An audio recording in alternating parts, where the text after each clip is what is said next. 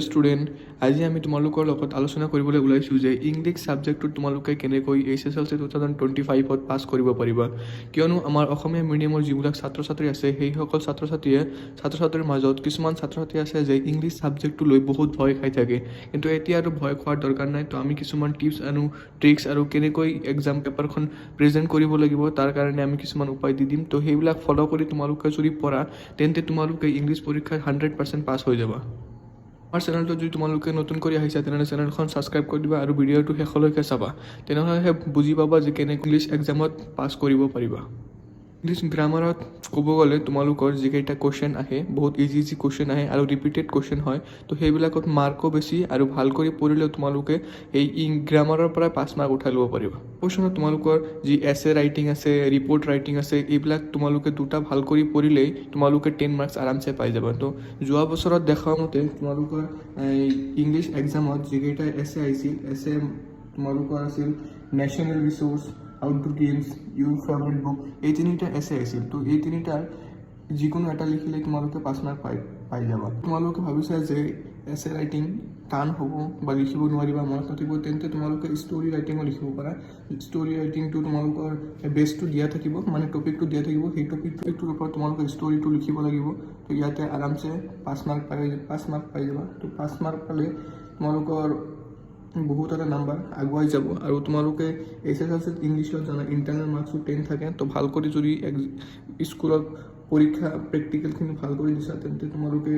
10 মাৰ্কছৰ ভিতৰত 9-8 আৰামছে পাই যাবা তাৰপিছত তোমালোকৰ গ্ৰামাৰ কুৱেশ্যনত কিছুমান ৰিৰাইটিং আহে ৰিৰাইটিং কেইটা তোমালোকে যদি ভাল কৰি কৰা তেন্তে তাৰ পৰা 5 মাৰ্ক পাই যাবা ইংলিছত ৰিৰাইটিং আহিব তাৰপিছত নেৰেশ্যন আহিব তাৰপিছত তোমালোকৰ ডাইৰেক্ট আৰু ইনডাইৰেক্ট চেণ্টেন্স যিবিলাক আছে সেইবিলাকৰ পৰা দুটা কুৱেশ্যন থাকিব ইংলিছত এটা পেছেজ দি থাকিব পেছেজৰ পৰা তোমালোকে কিছুমান কুৱেশ্যন কৰা হ'ব সেই কুৱেশ্যনবোৰ যদি তোমালোকে লিখিব পাৰা তাৰ পৰা 5 মাৰ্ক পাই যাবা আৰু যদি তোমালোকে লেটাৰ ৰাইটিং লৈ কনফিউজ আছা তেন্তে তোমালোকে আমাৰ এই ভিডিঅ'ত কমেণ্ট কৰিব পাৰা যে লেটাৰ ৰাইটিং কোনটো আহে বা কেনেকৈ আমি লেটাৰ ৰাইটিং লিখিম এক্সামত বা কেনেকৈ লিখিব লাগে যদি তোমালোকে কনফিউজ আছা তেনেহ'লে আমাৰ কমেণ্ট ছেকশ্যনত জনাই দিবা আমি তোমালোকক আমাৰ যিকেইটা লেটাৰ ৰাইটিং কমন আছে ৰিপিটেড আছে আমি তোমালোকক জনাই দিম ইংলিছ ছাবজেক্টত পাছ কৰাৰ একেইটাই ক্ৰাইটেৰিয়া যাতে তোমালোকে ভাল কৰি পঢ়া এনকি ইংলিছ ছাবজেক্টত পাছ কৰিবলৈ হ'লে গ্ৰামাৰ পৰ্চনটো বহুত ইম্পৰ্টেণ্ট গ্ৰামাৰ পৰ্চনটো লাগিবই উইদাউট গ্ৰামাৰ পৰ্চন যদি তোমালোকে ভাবিছা যে থিয়ৰী কিবা কিবি কৰি লিখিম সেইবিলাক চিন্তা বাদ দিয়া থিয়ৰীবিলাক ভাল কৰি পঢ়া ভাল কৰি পঢ়িলে যদি এনালাইজ কৰিব পাৰা যে ছাবজেক্টত কি আছে বা চেপ্টাৰটোত তোমালোকে কোনটো চেপ্টাৰত কি আছে তো সেইকেইটা স্পেচিফিক কৰি এটা চেপ্টাৰৰ পৰা বুজি কেনে 4-5টা কুৱেশ্যন যদি কৰা তথাপিও আৰামছে থিয়ৰীত পাছ কৰি ল'ব পাৰিবা আৰু গ্ৰামাৰৰ পৰ্চনটো আছে যিটো গ্ৰামাৰ পৰ্চন তোমালোকে জানাই যে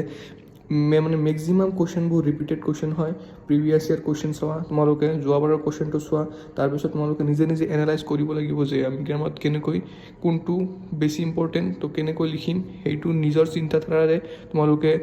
চিলেক্ট কৰিব লাগিব